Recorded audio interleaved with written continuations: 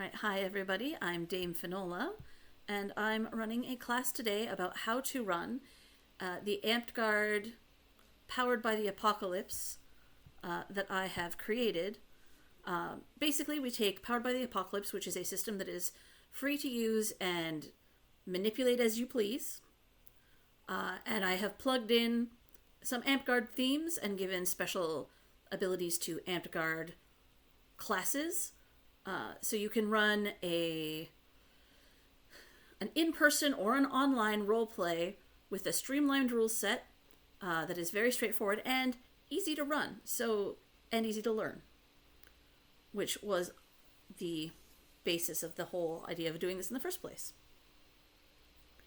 So, Powered by the Apocalypse is a 2d6 system, and that means you roll 2d6. You'll get a modifier anywhere from -2 to +3 to apply to this, and then that will determine the grades of success you have. And the grades of success are very important when you're DMing. So the first one is failure. Nobody likes that word, but in Powered by the Apocalypse, it's actually a good thing. A failure is any roll that totals 6 or less. If you fail, it's not just oh, I miss you, like it is in other systems. No. A failure is a terrible complication. So it could be you overextend your swing, and in doing so, you very nearly take the head off one of your allies. Now, both of you are technically fine, but you are now afraid because you almost killed a friend. The whole system is derived around conditions instead of hit points. And basically, when you have too many feelings, you're defeated. And then that's the end of you for the session. So that's failures. Failures have one bonus, though.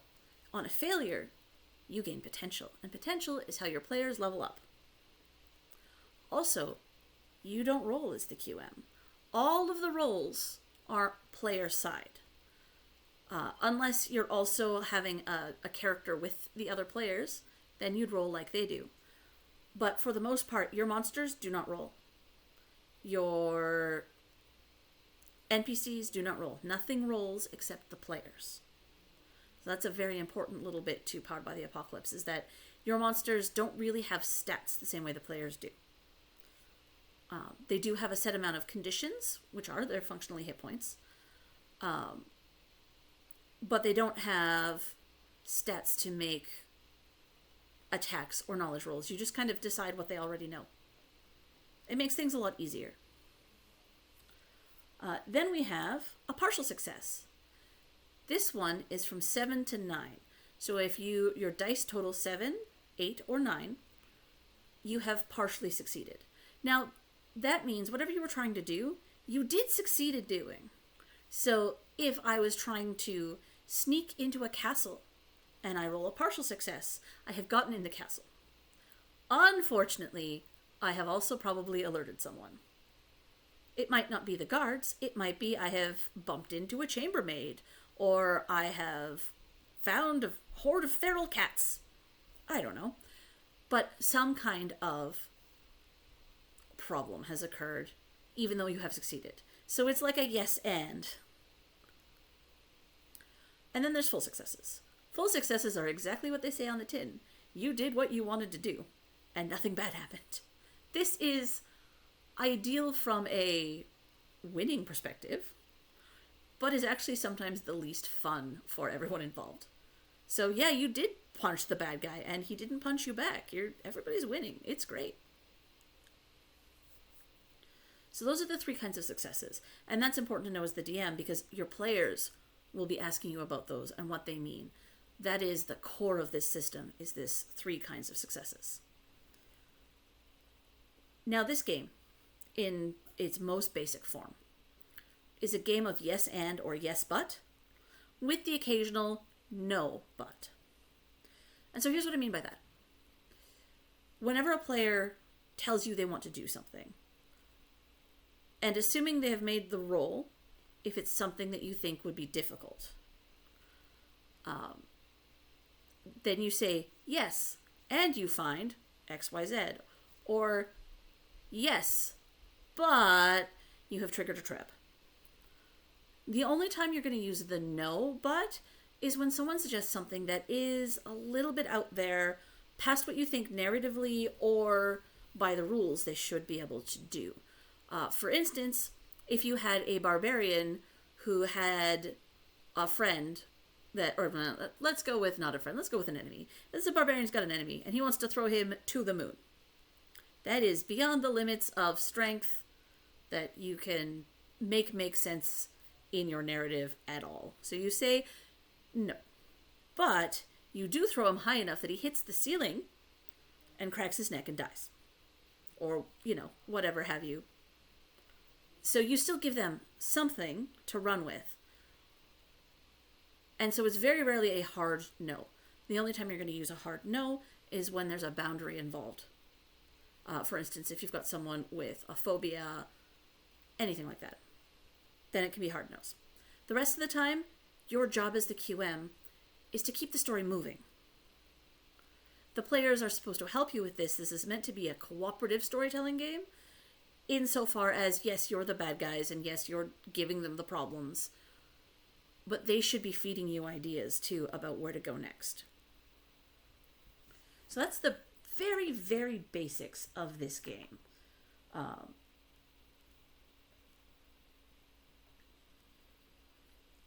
Taking a quick question check.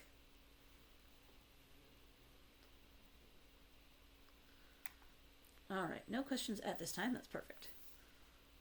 All right, now, working with the failures. Working with the failures is the best part of this game as far as I'm concerned. One, it does give the players potential, which is how they level up, which everyone likes to do. People like to get more powerful. It's fun. But you also get to run with fun things when fails happen. You've gone and you've decided you're going to go rescue the princess from the dragon in the tower, and you fail on the sneak. And you're like, okay, well, now we're going to be in huge trouble. And just some guy shows up and starts talking to you and chatting your ear off, and you're like, oh, okay, everything's fine. This is a guard. We'll just try and, get away from him or whatever. And no, it was the dragon. You were talking to the dragon. Oh, dear. But you take a failure and you make it narratively important that they failed. It's not enough to just say, you missed swinging at the bad guy. It's now, you missed, and because of that, someone, either you or a friend, is now in greater danger than they were 2 seconds ago. That all actions have consequences, and failing has consequences. But they can be fun consequences. They don't necessarily have to be beat them down every time they fail. That being said, luck, which is one of the stats the players have, if they fail on a luck roll, that's when the universe is like, oh, no, you did not, in fact, succeed at that. And a luck failure is supposed to be worse. It's everything that can go wrong did. It's like when you're going for a trip and suddenly your tire blows, and while you're out changing your tire that has blown, somebody comes and mugs you. That's the kind of thing that happens when you fail a luck roll. Luck rolls are not often, most of the time, unless you have really crazy parties. Most people are not rolling luck more than once a session, and most people will actually avoid rolling luck whenever possible because they know that luck rolls are very bad to fail.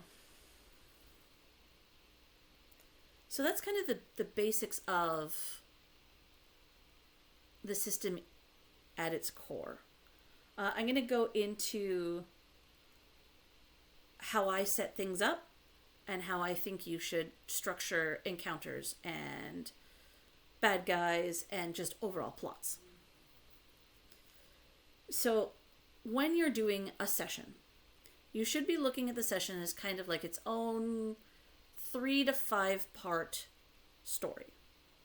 Now, it can be a chapter in a larger story, and that, in fact, this kind of roleplay lends itself better to longer campaigns because the damage is emotional and not physical. But each individual session, you're looking at 3 to 5 story beats that you're going to want to hit. A beginning, a middle, and an end, or a beginning, 3 little challenges, and then the end, right? You want to have a familiar feel to the narrative where things are trucking along. That being said, you are going to take cues from your characters as well, and you may have to, on the fly, adjust or revamp what kind of scenarios you're going to run into. So example, let's go back to the princess is in the dragon's lair and we have to go save her. Because that's a story we've all heard. We've all dealt with that on some level in some kind of roleplay. So in this case, part 1 would be find the dragon's lair. Part 2 would be get through the dragon's lair. And part 3 would be rescuing the princess. Does it mean the last thing has to be a combat? No. It can be a combat, but this system is also really well designed for talking down your villains. You can do damage to your villains by role-playing at them, by telling them why they're stupid, or by agreeing with them and kind of like switching sides for them. There's lots of ways you can get around the final fight being an actual fight. So the second thing you need to do is to set the difficulty of your challenges. When you first start out, this is going to be a little bit wibbly, especially as you get to know what your players are capable of, because different people roleplay in such very different ways that it's hard to adjust until you know your players. Challenges tend to have difficulties, much like anything else, where you need a certain number of successes based on your number of players, is how I usually do it. I do it that way because the game I run is a drop-in game, so I could have anywhere from 2 to 7 people. Once I think I had 9, and that was insane, and I don't think I ever want to do that again. But 2 to 7 is like a sweet zone. You can easily run this system with that many PCs. So first we have very difficult challenges. A very difficult challenge is going to be like the meat and nitty-gritty of your middle section. This is the thing that is going to give the players the hardest time. And typically for a very difficult one, it's number of players plus 1. So if I have 7 players, they're going to need to make 8 checks over the course of this, whatever it is, to fully complete it. So for instance, if it's we're taking the middle of this go to save the princess and it's getting your way through the lair, well, now you've got players, you're like, okay, someone's going to need to lead, maybe we'll find traps. You're going to throw like individual pieces at them until they have accumulated enough successes. It is a lot of thinking on the fly. This whole system is thinking on the fly. But that's good. It's good for the players because you can react to them. You can go like, oh, I had planned to put a trap here. Instead of a spike pit, no, instead it's shooting fireballs. Why? Because I found out that 2 of my players are water elementals. They're not afraid of spikes, but they are afraid of fireballs. So here we go. Flip it on its head. Now, if all of the checks are passed as full successes, then it's easy. They get to walk right through it. That almost never happens. Every once in a while, you get a fluke day where everyone's rolling great. Most of the time, at least one person's going to roll a partial or a fail, and then that's when things get fun for you. You get to ramp up difficulties, or, oh yeah, you got past the fireball trap, but it turns out immediately past that there's a slide trap, and now you're all sliding down the hall like a cartoon character until you end up in an entirely new part of the dungeon and none of you know where you are now. That would be a fail. Someone failed hard for that to happen. Then you have your moderate difficulties, and that's players minus 1. So if you have 6 players, they need 5 total successes. And you can count partials as halves instead of making things go worse. Or you can still have things go worse, because that's honestly more fun for everybody. So an example here would be finding the dragon's lair. there's not as much danger in finding the dragon's lair as there is going through the dragon's lair. So that's why you're choosing to do those difficulties in different orders. Also, you can ramp up the difficulty if your players make a really stupid decision.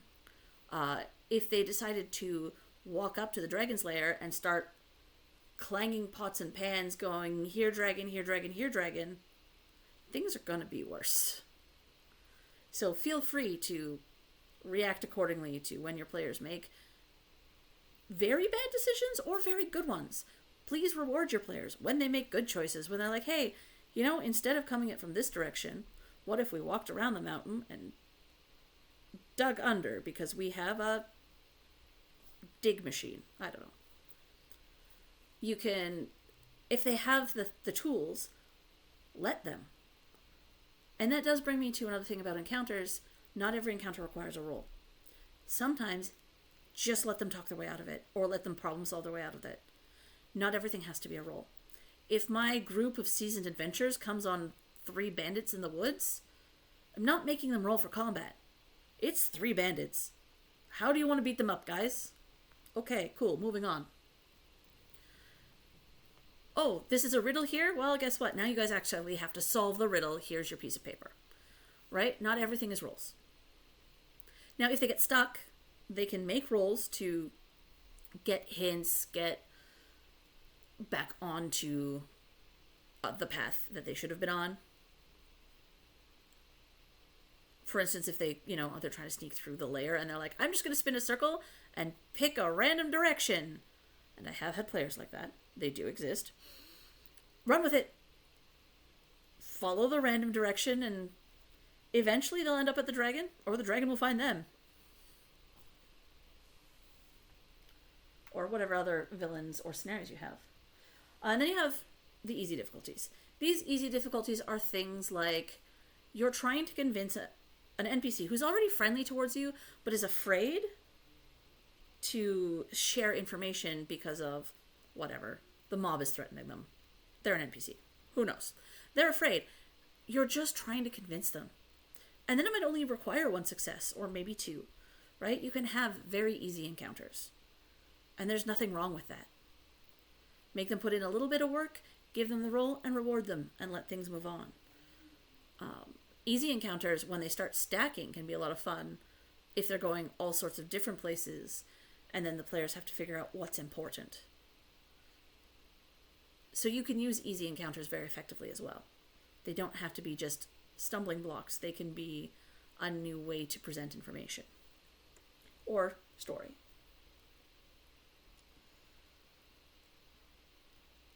Now we come down to deciding on what kind of check you're getting your players to make. There are 6 attributes. We have physical, defense, we have social, we have class ability, we have knowledge, and we have luck. Luck is kind of an outlier, and we're going to just put it down over here for a second. But the other 5 typically represent something fairly concrete, but also some abstract things. So, for instance, a physical check is going to be something that you physically do. It's going to be your ranged attacks, your melee attacks. It's going to be climbing a tree. It's going to be sneaking. That being said, if the assassin tells me he wants to use class ability to sneak, I'm going to let that fly, because it can make internal sense.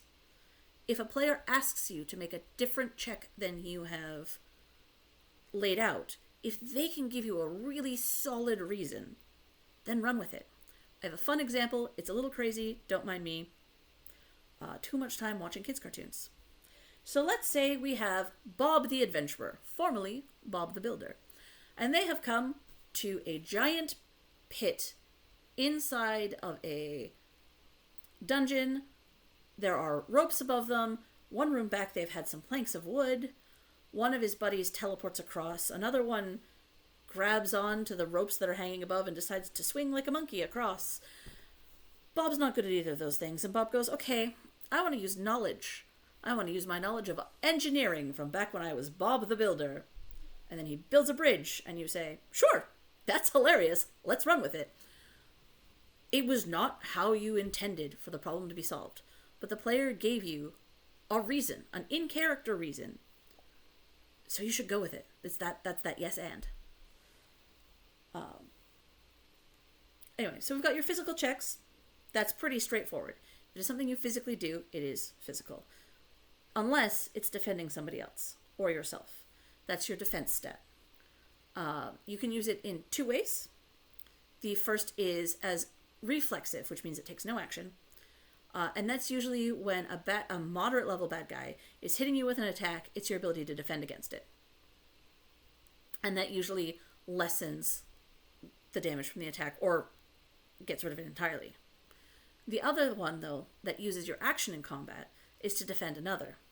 So let's say you have a big scary knight in his great big paladin setup, got martyr going, got a shield, good to go, standing next to his buddy Scrawny the wizard. And the bad guy's attacking the wizard because kill the one in the dress. So the guy in plate mail steps in front and says, I use my action to defend him. If he rolls well, great. If he doesn't, he's lost his action and gets hit by the attack. Trade-off. But it is something you can do with defense. Then you have class ability. Class ability is your power over your individual class. This will then mean different things depending on what kind of class you are. If you're a melee class, you might not use it as much unless you've got cool abilities. If you're a wizard, you're probably using it constantly because that's how you cast magic. But anytime under duress you have to use your abilities from your class, you roll class ability. That does mean that if you are healing out of combat and there is no other problem, that's it. It's just done. You don't need to roll. Oh, I'm laying enchantments? I don't need to roll. I want to teleport and there are flying piranha fish flying at my face? Yet now we have to roll. The second you're in any kind of danger or duress, then you have to roll for class ability. But the rest of the time you can just do your stuff. Knowledge is your book learning and a little bit your mental fortitude. So this is your, what do you know about the world around you? What kind of history do you know? What kind of cultures do you know about? What kind of languages do you speak? That's all kind of rolled up into the knowledge stat. It's a less active stat than a lot of the others, and you won't see it often used outside of what do I know about XYZ. But you can use knowledge to, I want to build a trap. I'm going to use my knowledge skill to build the best possible trap to do this. Right? I want to bypass this lock. And I am a locksmith. I don't want to use my physical, I want to use my knowledge about my class. You could also argue class ability there if you really wanted to, but the stats are kind of fluid and they're meant to be. They're meant to make you think about ways you can approach a problem as a player and as a QM. Now we come to luck. Luck is a weird stat. Any player, once a session, can be like, hey, I'm terrible at that thing, I want to roll my luck instead. And the color class, and we'll get to classes in a minute, has a special ability that they can roll luck 3 times instead of once per session. It's a really handy spell, or a really handy ability. Luck is good if you have, let's say, a low physical, and you're like, I'd rather roll my luck because +0 is better than -2. But when you fail luck, it is always terrible. Terrible.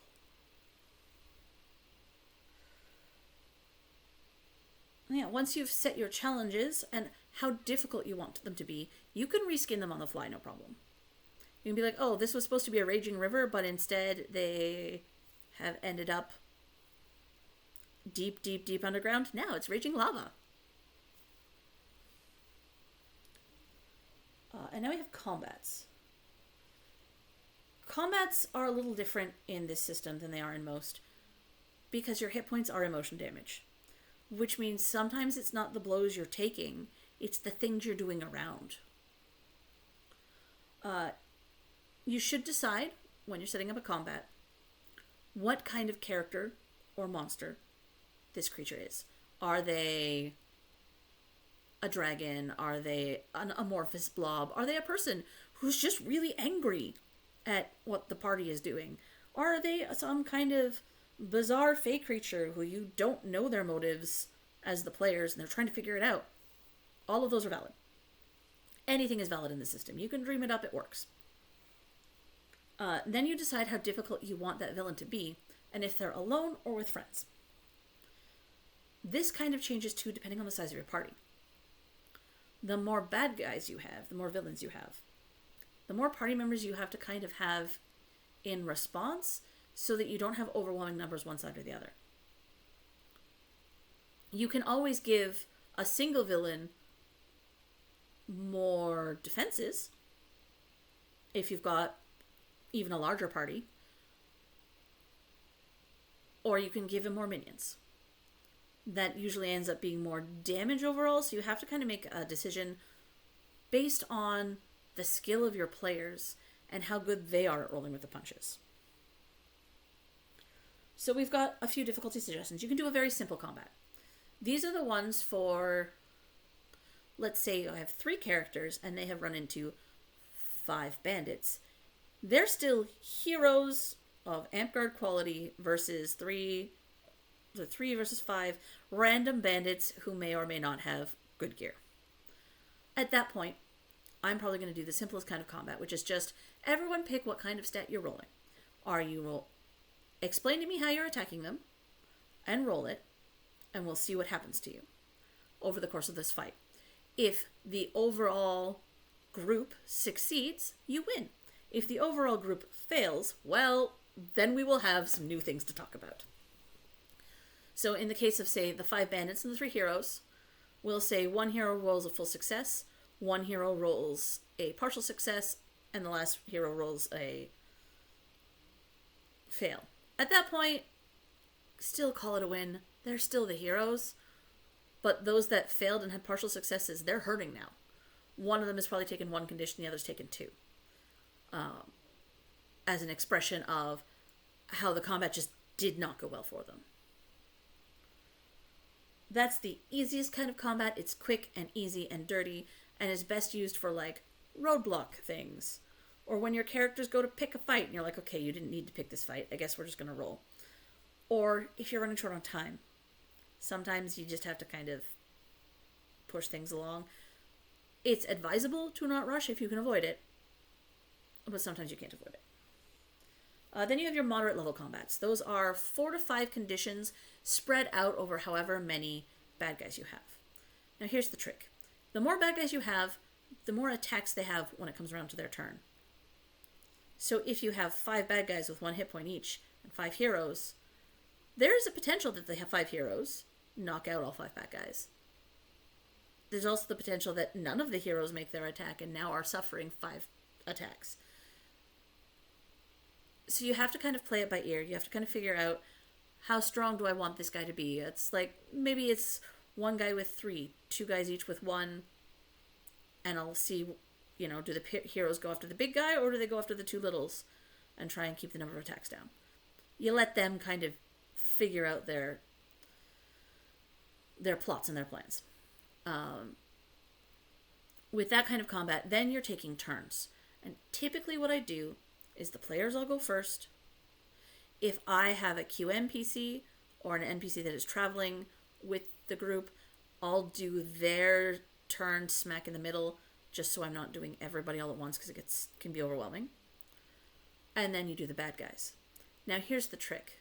When players miss attacks in combat, they're often going to be taking conditions for the miss, because it's demoralizing to miss in combat, miss when it's clutch, almost hit your friend, all of those things. So even if the NPCs only have a weak attack, if the PCs are missing them a lot, they're still going to rank up that damage. I have seen, one time I was running a very small roleplay with just 2 people, and they missed all of their attacks 4 rounds in a row and nearly got defeated on what should have been a very easy combat. But sometimes the dice hate you. And it led to other roleplay as they got captured by these bandits and had to call for help. And then you have a hard combat. These are typically the ones reserved for end of story boss creatures, gods, dragons, whatever. Because PCs like to pick fights with very strong things. And sometimes they'll talk to them. Sometimes your PCs are great and they just want to talk at the bad guys and fix them with kindness and intelligence.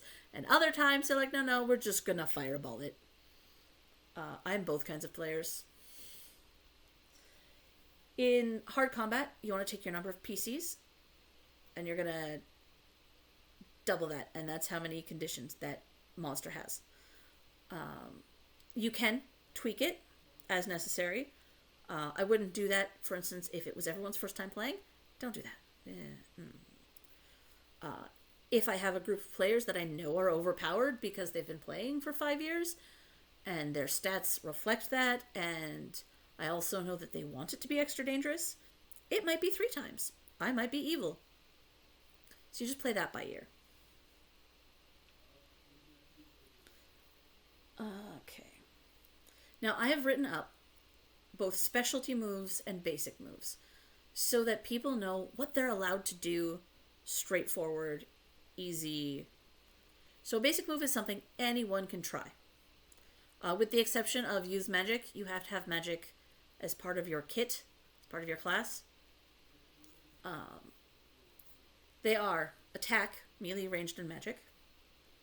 Melee and ranged are physical rolls. You could argue class ability. I won't stop you from arguing that, but typically they're physical rolls. If you get a 7 and 9, it's a glancing blow, which means either it just didn't do the damage you thought it was going to do, or something bad is going to happen because of the glancing blow.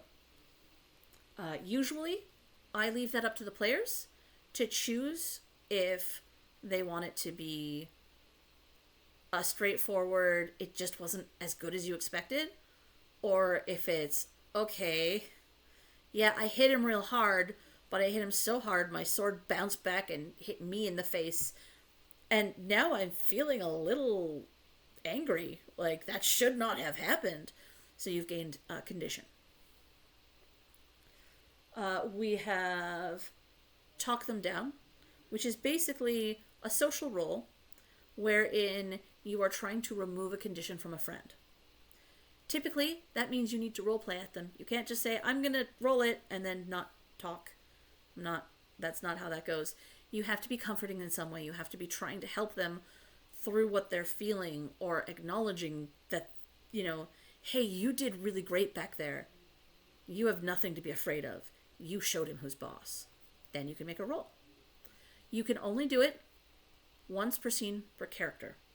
So, for instance, if I'm doing it to help Bob, but Greg also needs it, I can't help Bob and Greg. I can only help one person. But Greg can help Bob, and Bob can help me. And you can just all kind of be a team and talk to each other and feel better. Or you can ignore each other's feelings and get defeated later. Either way. The What Do I Know roll is just a plus knowledge roll. You roll, you add your knowledge stat. If you are QMing, I recommend that on a partial success, either they don't get details or everything's vague, or they get details, but one of those details is incorrect. And then on a full success, just give them what you want them to know. Now, typically, this is not used for secret things or things that would take time. But if someone tells me, in a campaign situation, not so much in a one-off, but in a campaign situation, hey, in our downtime, I'm going to spend a week at the library. I'm researching ancient shrines of Loki because I want to find an ancient shrine of Loki. Be like, cool, for that time period, roll a knowledge, and we'll see how you did. And then they might get secret info. But it's really if it's a split-second thing, you're just going to get what your character remembers or has heard in a story, in a song, whatever. We've already talked a little bit about defending another, but we'll go back to that.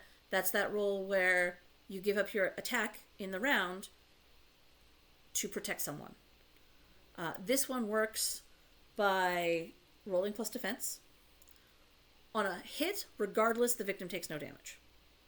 So let's say it's the case of Bob and Scrawny. Bob steps in front of the way of Scrawny. Bob has rolled a success, Scrawny's fine.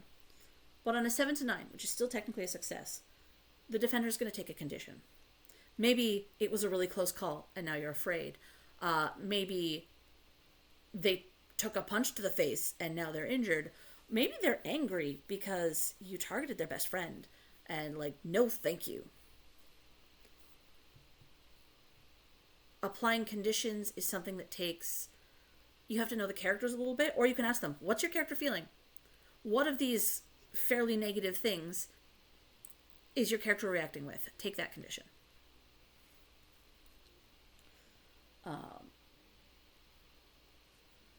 Yes, that's all the basic moves. They're pretty straightforward. There aren't a lot of them. Everything else is kind of left up to discretion as DM as to what they're rolling, except specialty moves. All the classes have their own specialty moves. Every class starts with 1. They have to choose between 2 on their sheet. And as they level up, they can get the other one from their class, or they can take from other classes, representing who they are, or, you know, what their specialties are, the weirdness that is them. Maybe they're a fire elemental, so they can talk to flame.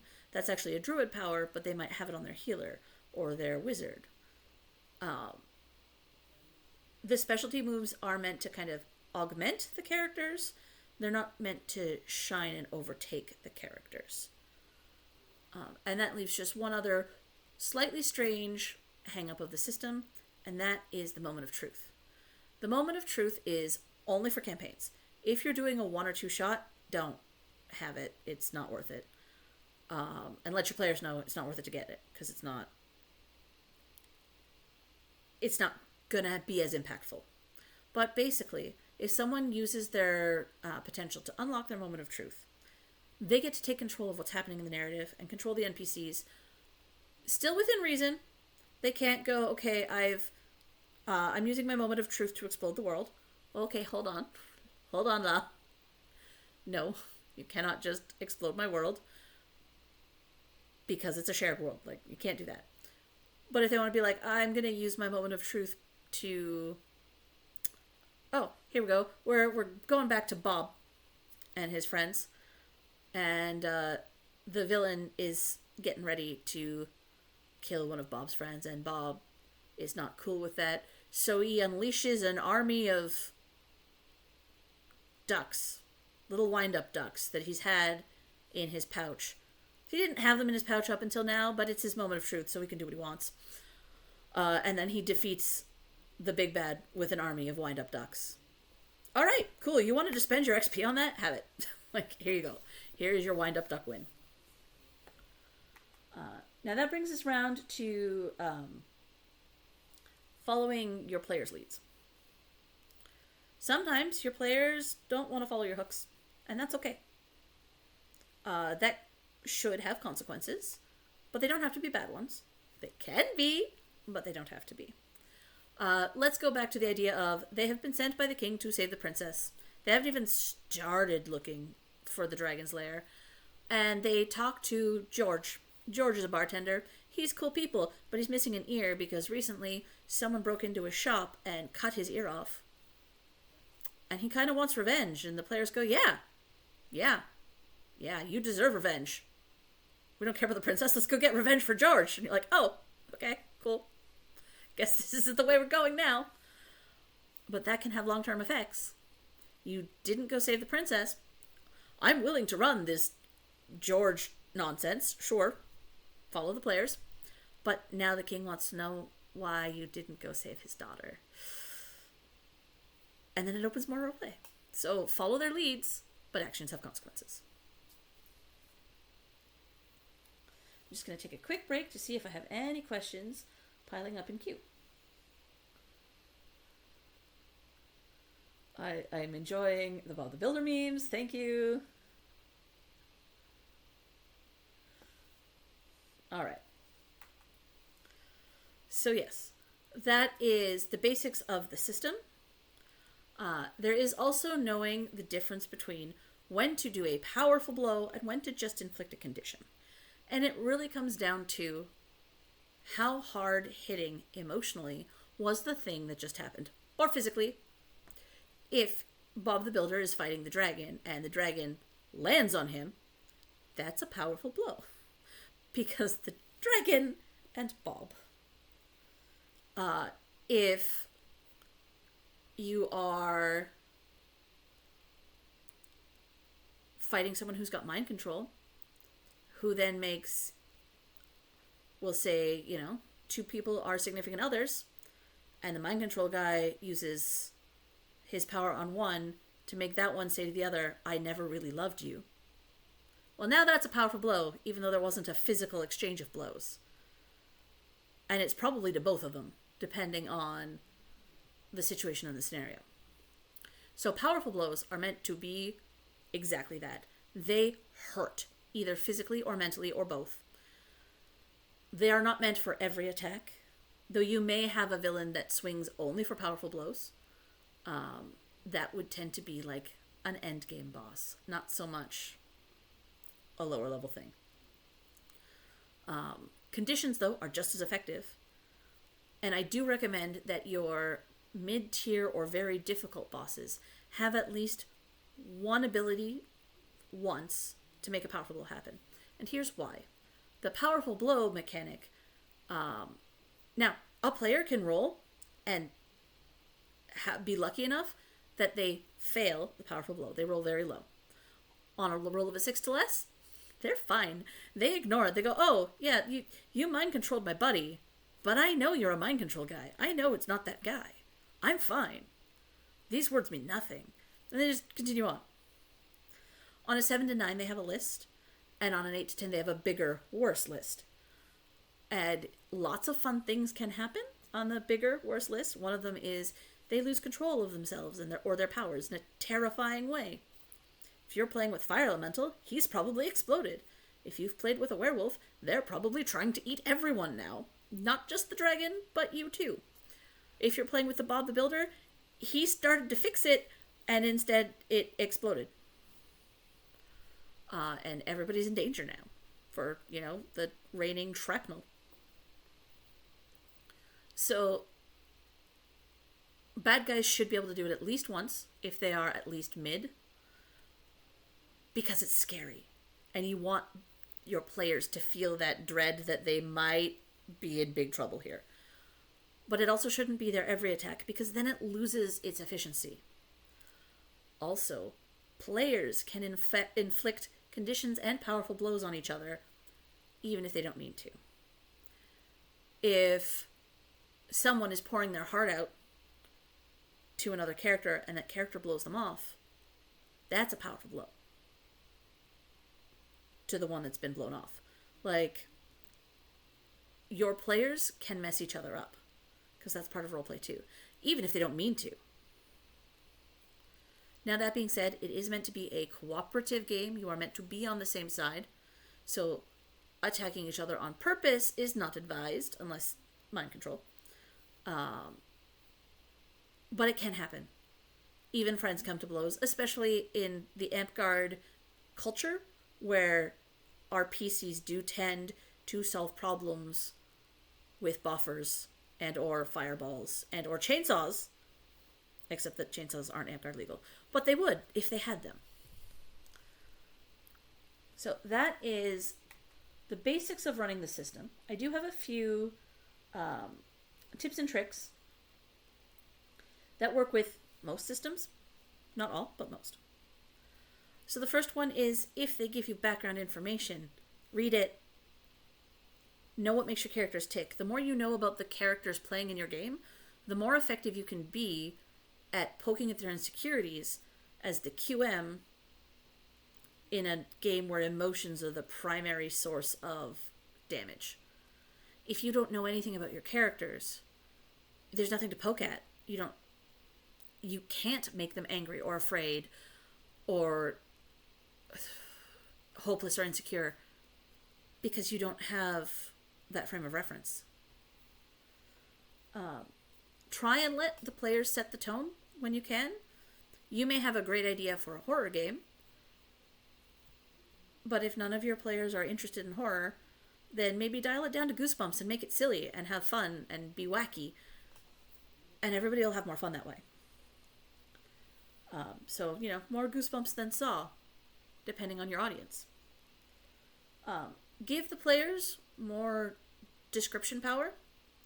Tell them to tell you how they attack. Maybe after they've rolled. But maybe not. I take a giant leap at his head with my hands above my head like this to bring the sword down like this in a murder strike. Fantastic.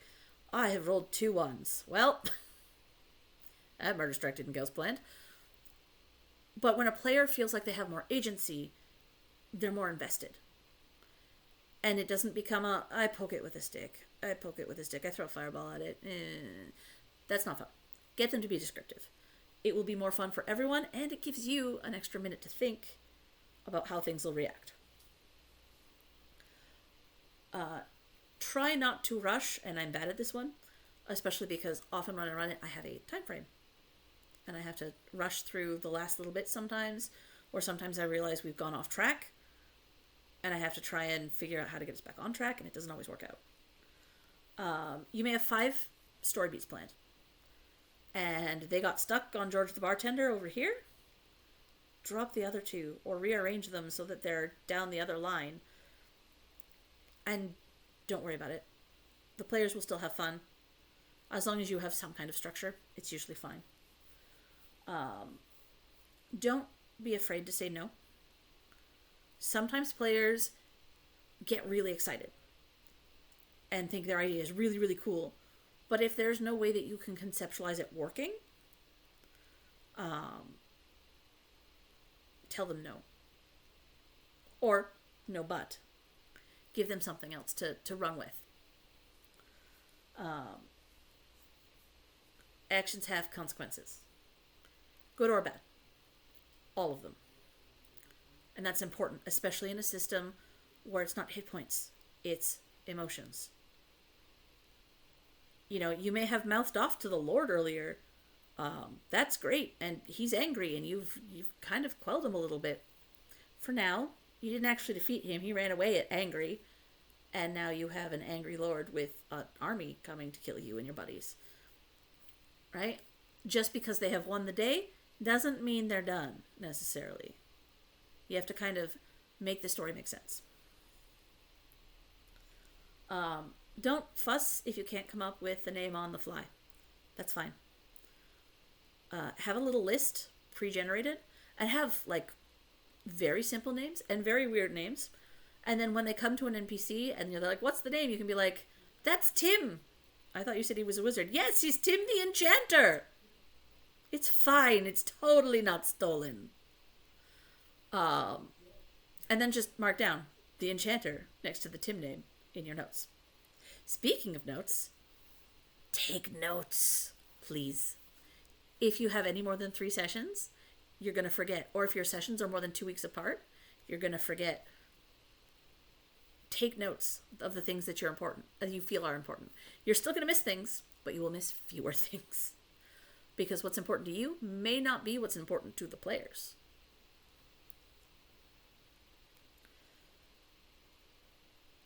Yeah, and that's pretty much it in a nutshell. This is how I run this system. There will be a handout available along with this video, so you can read it, figure it out, go at your own pace, rewatch this video if you need to, whichever works for you. I'm just going to take another quick check for questions.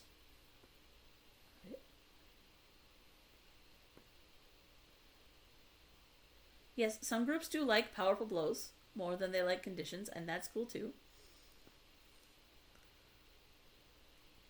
It's all about knowing your players, which is hard. This system is not good for 1 or 2 shots. Unless it's the story itself is a chapter. You don't want to do a 1-shot that's never connected to anything else, because it's all emotional damage and it doesn't make sense. But it's fine for we've gone to our park and our indoor location doesn't allow for fighting, but I still have this really cool story I want to run. You can run it in this system in person. Take up a table, grab a couple of D6s, you're good to go. It works online, it works in person. It works out pretty well for most people, I would think. Ah, yes, the take notes gif is grand. Everybody take notes. Does anyone have any questions? Otherwise, I think I'm going to wrap it up here. Oh, I see a question coming in. Questions. All right, I will wait for the question to be typed.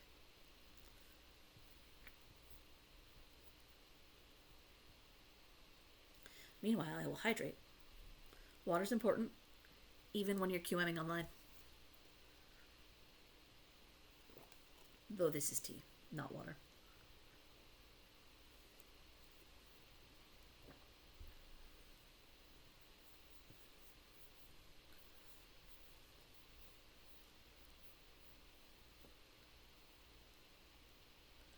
Okay, so the question is, what do you think about scenarios? Example, a one-shot where the point is to wear the PCs down before the last scene and try to get them to RP instead of stabby.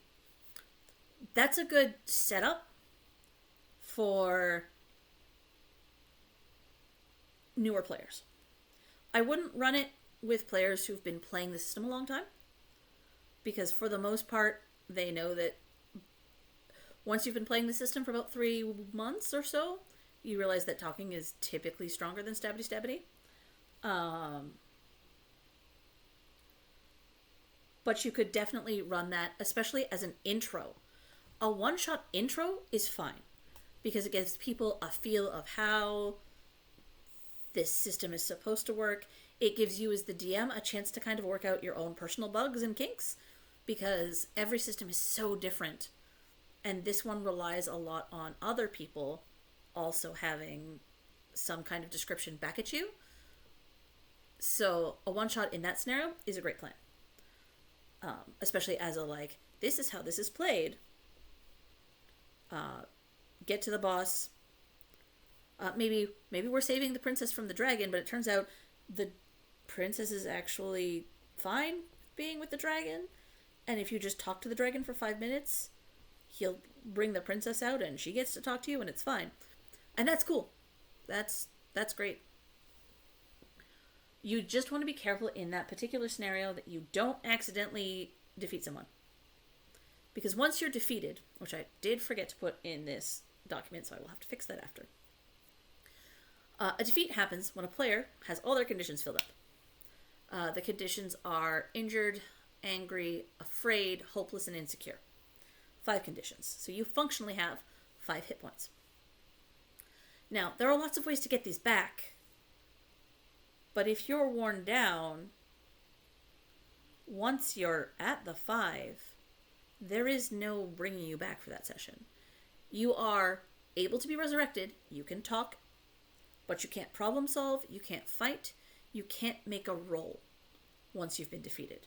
So you can still hang out, because death is cheap in Amtgard. Let's just say someone's just had the worst rolls all night, and they have managed to be defeated by a pit trap. They just fell in and died. And the rest of the party pulled them out and resurrected them, and it's fine. They are alive. But they have no spirit left with which to fight. They can talk to you, but they're in sad, depressed land. They can't function except for the simple, like, I'm walking forward, I'm following you. I'll answer you if you ask me a question, but I can't make a roll. So that would be the only thing I'd worry about, is accidentally nuking someone. Yeah, they're only mostly dead. Because it's Amtgard, and we don't stay dead.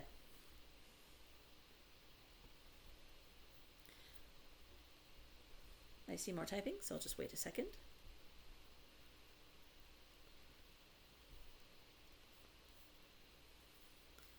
And this system is for anyone to use. I'm not holding any kind of anything over it. So this whole system will be made available for anyone to use and run as they see fit. Yeah, try and only kill them during the final boss. I have killed players in the fight before the final boss, or in the room before the final boss, because rolls just went badly. And sometimes that happens. Sometimes the rolls will end your story for you, and you have to kind of on the fly figure out how they're going to get to safety. Yes, there is healing in between sessions. That is a rule that I have in, and I did forget to put that in. Thank you, Woodan. Basically, in between a session, time is passing. So you can fix one condition of your choice at the start of any session you show up at. Also, if you are defeated, when you start the next session, all your conditions are cleared. You're fine. You have had time to get over it. You probably had to lay in bed for 3 days, but you have had time to get over it. Which I will have to make sure I put in the thing. But yeah, if you get defeated, it's not that your character's gone. Unless you want to play that way, but that's a you decision, not a QM decision. Yeah, abilities reset in between as well. It's anytime you start a new session. And a session is defined as, like, once there's been a break. So if I was, say, running in person, and I'm like, I'm just going to run sessions all day. They're in 2-hour blocks. Show up or don't. And you decide to go to block 1, 3, 5, and 7. Then you'd reset. If you decide to go to all of them, you'd reset at the start of each adventure for your dailies, your once a session. Those tend to be special maneuvers or luck.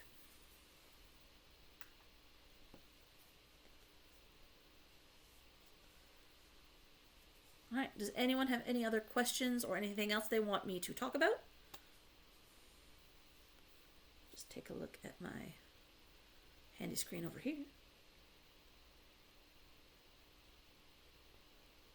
Oh, I do see typing. Okay. All right. Perfect. This is not a difficult system to run. It is a difficult system to balance sometimes, but it gets easier the more you do it. It's one of those things that the first time is probably rough.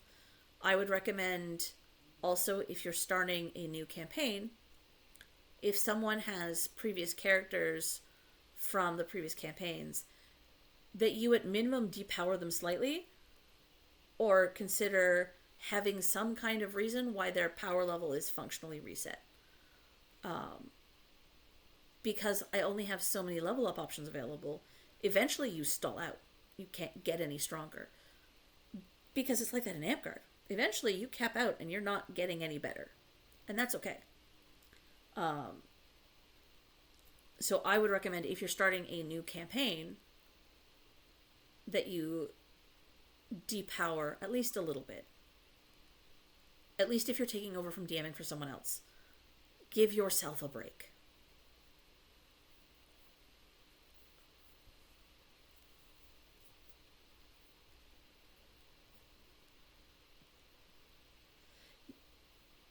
Yeah, you can also swap your abilities around when you get to max XP.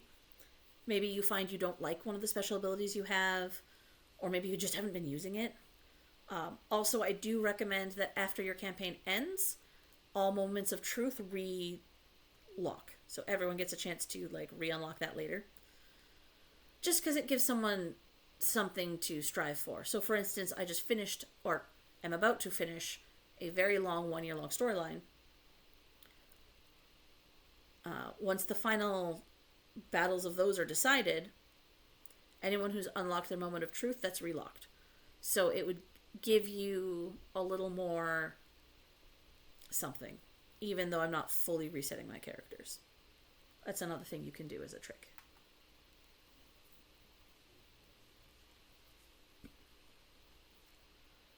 Alright, I'm just waiting to see because I have a little bit more typing going on. Yeah, this is a tricky system, but if you practice, it tends to work out. It's just learning the ability to think on the fly.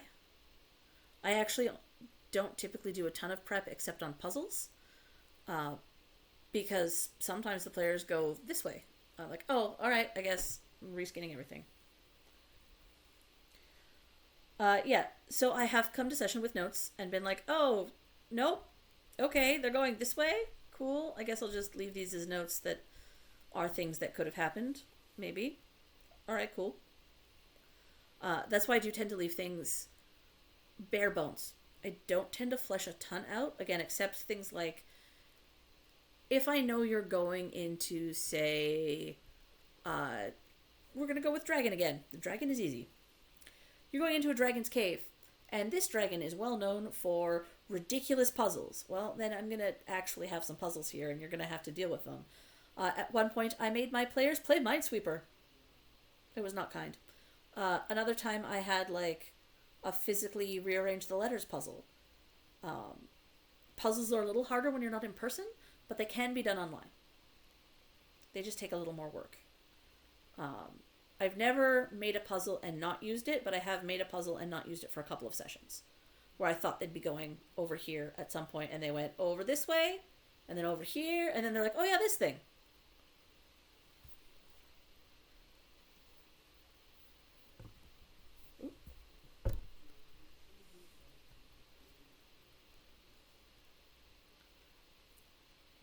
Yeah, and there's nothing saying you have to level up your characters.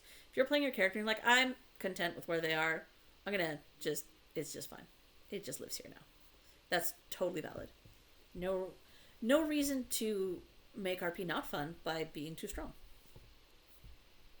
Though I do think I capped it at a point where you shouldn't get completely ridiculous.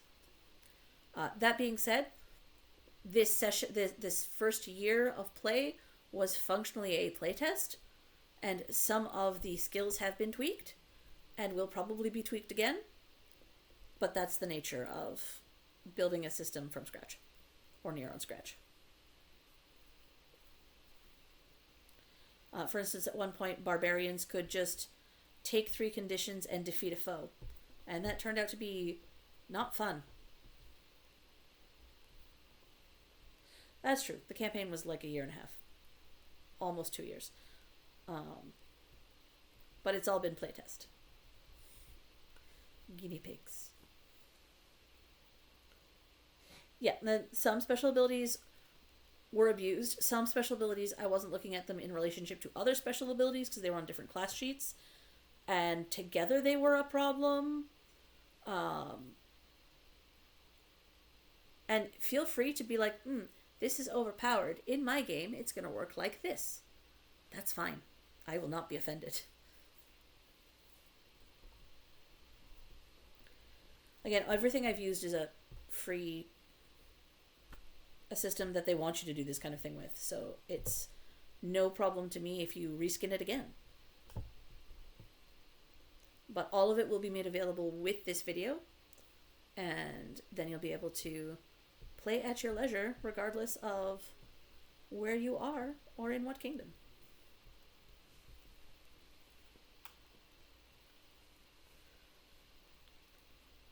Alright, well, that seems to be the end of questions.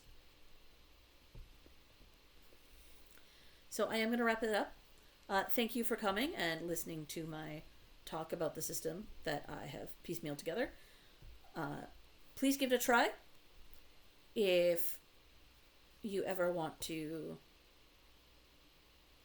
talk about it, or, if you're out of Kingdom and running it, I am Dame Finola. You can message me on the Nine Blades Kingdom Discord, and I will respond as soon as I can. And I'd really like to see other people running it. I'd be really interested to see what other people have. All right. Thank you very much.